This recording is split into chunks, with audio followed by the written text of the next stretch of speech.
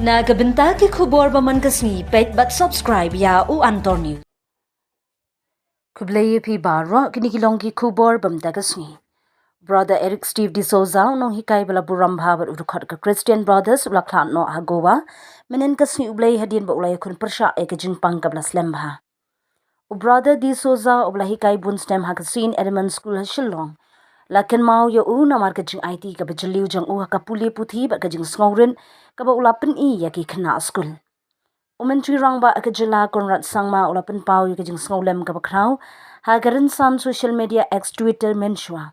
Da ka ba ong da ka jing Sngewsi ka ba jurong na yo jing tip ya ka jingkhlad no jing brother Eric Steve de SOUZA. Unong hikai ba kerpang ubala pau nam na ka benta ka jing IT jang u ha ka puli puthi ba ka jing Sngewlem. Kum udukhat badan buram jang kabalang ki para Kristan u brother de SOUZA ula pelut bun snem ban syakri ha school sin Edmund. Kum u Christian brother ula IT lut ka minsims dang jang u kala seng ya ka school ka syarak jang ka jing kermen ya ki khna ki baduna to ai ba ka jing sa jing kan mau jang u brother de SOUZA kan wan ra jing pentengan ya ka yeng ka sem jang u ya ki Christian brother ba ki jing imbam la akhen ki bola pen kala ling ba ka jing hikai ba ka jing Sngewlem.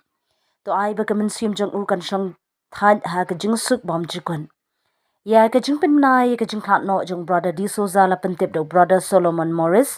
u balong u principal jang ka school Saint Edmund ya ka met yap jang u on sawan ra shashilong bat lakmi lenti ba ka jing net on tem kan long ha ka sni balang ha ka ba on sa pen nai ka jing tip ba khamnya kani ka pen I ya ka jing do ka ba kraw ya ka imlang sa alang jang ka puli puthi kham tam ya ka Saint Edmund College.